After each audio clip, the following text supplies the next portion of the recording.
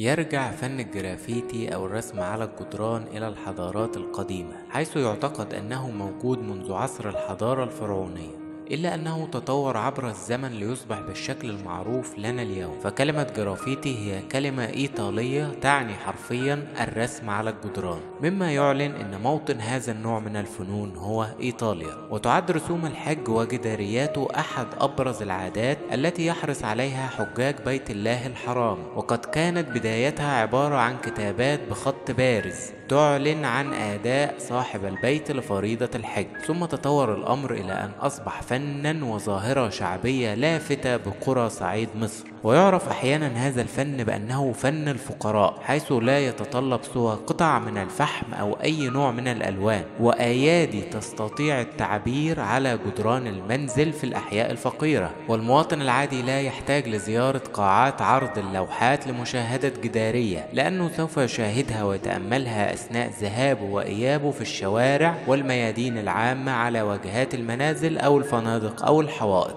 ويعد الفنان علي صالح واحد من أشهر فنان الجداريات في مدينة بورسعيد، حيث تجد أعماله منتشرة في واجهات المحلات التجارية، حوائط المطاعم والمقاهي، مداخل العمارات، بعض الأسوار مثل سور سكة حديد بورسعيد وغيرها. لذلك قررنا تصوير هذا اللقاء الشيق مع الفنان المبدع ابن بورسعيد علي صالح. أول حاجة نحب نتعرف بحضرتك. السلام عليكم ورحمة الله وبركاته. بسم الله الرحمن الرحيم. أنا اسمي علي صالح محمد إبراهيم، مواليد بورسعيد 1/1/41. ربنا يديك الصحة. الله يخليك. حضرتك كام سنة كده؟ 77 سنة. ربنا يديك الصحة. تعيش. حضرتك بقى يعني فنان شعبي مشهور في بورسعيد، مشهور بفن الجداريات والرسم على الحوائط. رسمت أنا أولا وأنا عندي 10 سنين، من سنة 50 كنا بنرسم للحجاج. الحج بقى القطر والعربيات والطيارة والمكة والمدينة والحاجات دي كانت فرحة. دلوقتي بطلت. كانت مظاهر شعبية جميلة وبنرسم الزفة وهم بيزفوا الحج، لحد ما انقرضت الشغلة دي بقت ما عادش حد بيهتم بالرسم الشعبي. بقت الرسومات الحديثة بس. فبدأت أرسم بقى مناظر طبيعية على الحيطان، على لوحات صغيرة. فجملت الحاجات دي بالأسمنت، شغل بارز عشان يظهر يبقى جداريات. فيعني اتعلمت واحدة واحدة، بس أنا علمت نفسي الحمد لله، وربنا وفقني، لأن ربنا هو اللي سبحانه وتعالى هو اللي بيوفق وبيعلم الإنسان ما لم يعلم. وأنا مش مشهور قوي يعني ولا كده، لأن أنا مانيش فنان كبير، أنا فنان على قدي.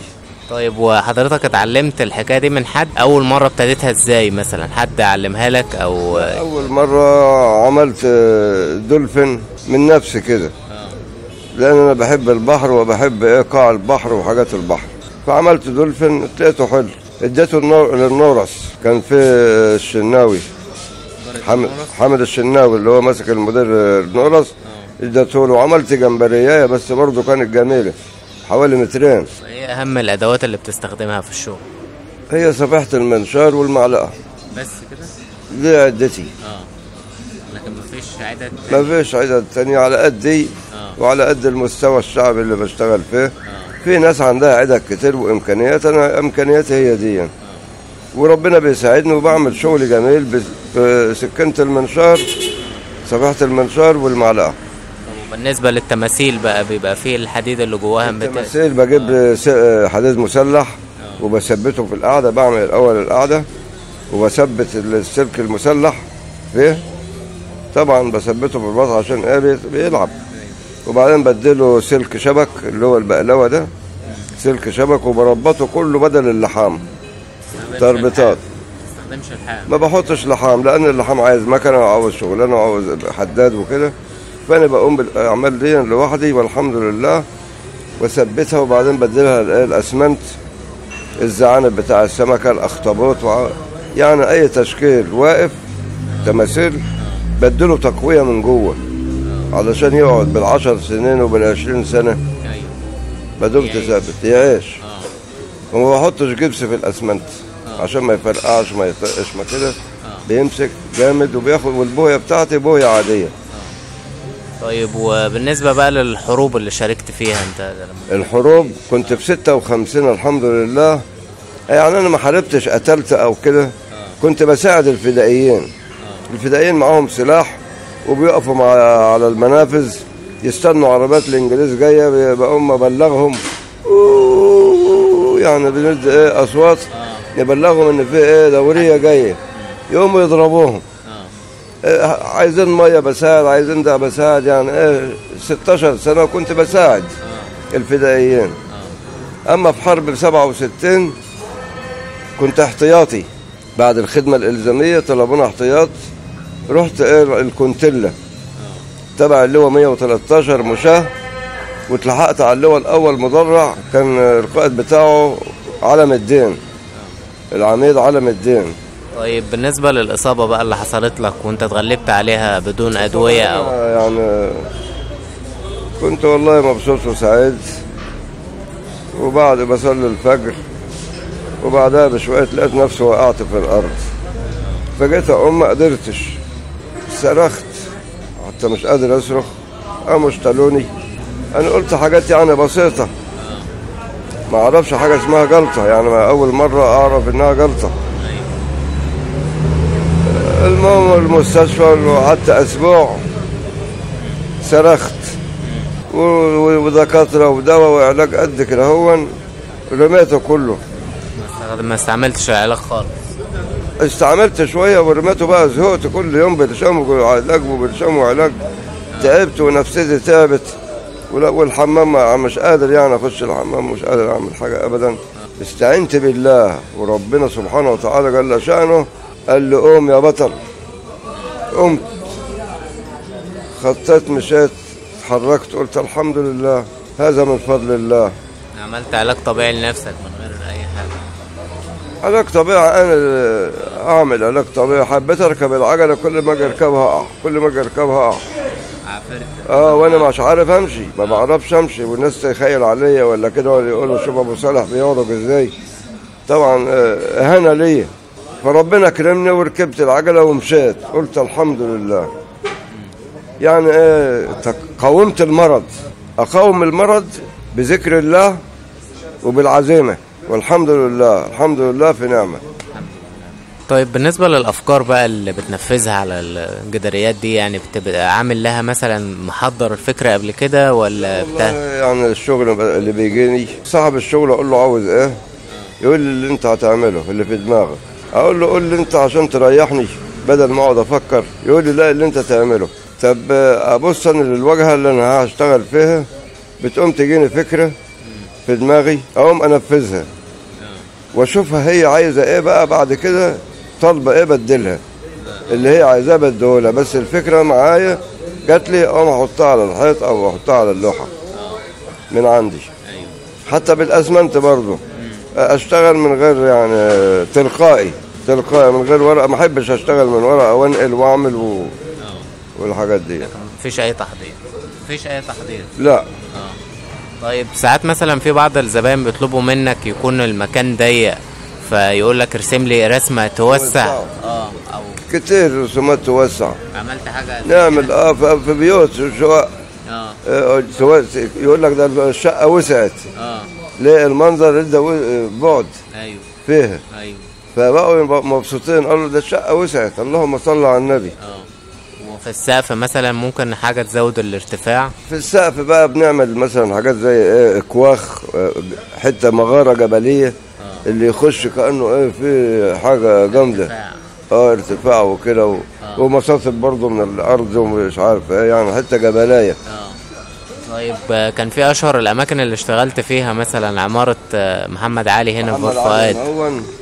كانت القبطان محمود جليل راجل محترم وفنان، طلبنا اعمل له شغل في العماره في البوابه، عملت له شغل وجداريات واستوعب مني سمك ودولفين واستكوزه ويعني حاجات كتير تخش المتحف. طبعا الفنان بقى بيبقى له دور في تجميل المجتمع، يعني لو في عمارة مثلا شكلها مش حلو او كده انت بتغير شكل المكان بحيث الناس يعني يجي لها تفاؤل في الحياة. في المنطقة اسمها الحرية كان اتعمل فيها سكن جديد مرسوم على الجداريات رسومات جميلة، منهم قطب ومنهم شهاب ومنهم أنا عملت شغل تجميلات للعماير حواليها، فبتدي منظر واحياء للمكان. طب كان في اشهر الاماكن اللي هي ليك شغل فيها مثلا زي باب 34؟ امام باب 34 بتاع الجمرك على سور السكه الحديد، وعامل برضو شويه رسومات على الحيط جداريات، وعامل الكعبه وعامل كده على سور السكه الحديد تبع ابو حسن البرادعي، تبع البرادعي هناك. كان في حكايه طريفه ليك زمان مع الست ام كلثوم بقى؟ الله يرحم الجميع، الله يرحم الجميع. الست جت دمياط، وكان محمد عاشور محافظ دمياط، وانا كان معايا لانش اسمه يسري، فركبوا معانا في اللانش عشان اوديها العشه بتاعتها في راس البر. فكان اللانش سريع، فالهوا خبط رجل يعني اترعشت، حصل عندها رحشه، وانا كنت رئيس اللانش وانا صغير برضه، بس كنت ذكر راجل بطل. فعندي لحظات وملاحظات، وشفتها كده اترعشت، رحت جايب الشال ورحت لفف رجليها، واول مره اسمع كلمه ميرسيه منها. قالت لي ميرسيه، فانبسطت. فاعطتني ازازه الكاكولا كمان اللي في ايدها، قلت اللهم صل على النبي، خدتها منها عشان طبعا ما اقدرش احرجها، اقول لها لا، واحنا اللي جايبين مقدمين الشغل كله. وحمد عاشور بقى مبسوط اول محافظ ان انا عملت ايه الواجب ده. وطبعا هي اتدارت من الهوا، ولان اللانش سريع والهوا ايه لطش رجليها، فالحمد لله كانت مبسوطه، وانا كنت سعيد ان انا يعني عملت حاجه زي كده. حكايه جميله يعني. ايوه الانسانيه. الاسكندرانيه سموني الانسانيه في اسكندريه. يا انسانيه انسانيه. اقعد في اي حته والله العظيم الاقي الواجب جاي لي، اقول له منين ده؟ يقول لي من المعلمين. انسانيه. شوف معلمين اسكندريه بيحيوني، تعتبر البلد بلدي، فتواتها بيحيوني. انا احب اعمل الانسانيه واعمل الواجب. طيب كان ليك شغل بقى في بازار عباس؟ كان ليك شغل في بازار عباس. كان في مطعم بتعلم البحار ده، صاحبه محمد السعيد، يعتبر ابن اخويا لان ابوه كان صاحبي وحبيبي. تعمل له شغل ديكورات جميل جدا. كان اتحرق وولع جنبه كم محل وبتاع، وبقت الحته ايه بوظان، فطلبني يعني الحمد لله، وانا برضه كنت تعبان، وبقيت اطلع على سلم 7 متر، وربنا اكرمني وخلت له الجمال كله. وحتى كانوا جايين الحكومه عشان يعني يكسرهم ويعملوا، قلت لهم لا، محدش يعمل اي حاجه، وانا هخلي لكم المكان تمام. وبعدين قمت بالواجب، فالناس كلها بتاع البازار بقت مبسوطه مني. علي صالح عمل ايه شغل تجديدات البازار، وخلى ايه الشر يبعد عنهم. يعني ما شاء الله ليك شغل كتير في اماكن كتيره في بورسعيد، بس يمكن يعني مش واخد حقك. انا ما بدورش على الحق، لان المهنه بتاعت الفن دي بتسعدني. يعني انا اشتغلتها عشان دي بتسعدني وبتريح نفسيتي، مش من اجل الماده. الماده ده احنا بنعيش وخلاص باي حاجه، والحمد لله ما دمت في قناعه مرضيين. اما الفن ذكرى. كان في يعني جمله احد المعجبين قالها، مش عارف سمعتها ولا لا، كان الاستاذ هشام مرسي قال: سيب عم علي بفرشته، ربنا يديله الصحه، سيبه يلون الدنيا. يلون الدنيا. راجل محترم. بس هو شافني هناك في البازار وانا بشتغل وبزوق وبعمل. لا، ما كان البازار ايه اللي يشوفه خرابه. خرابه بقاله 127 سنه ما حدش حط فيه فرشه بوهيه. فلما تلاقوا الجمال اتعمل بقت حاجه جميله. كل اللي رايح واللي جاي يتفرج ابو صالح علي صالح. الحمد لله. الحمد لله. احنا بنشكرك جدا على اللقاء الجميل ده.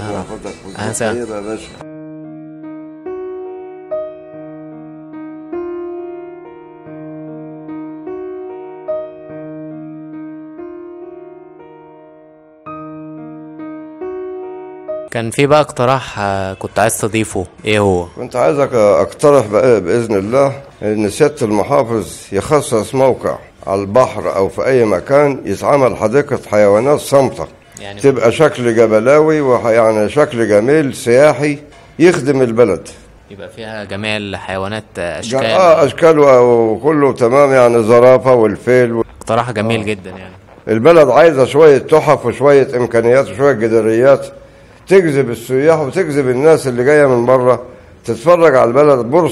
بورسعيد بلد يعني اثريه، البلد الباسله، بورسعيد الباسله، لازم يتعمل لها كل حاجه حلوه.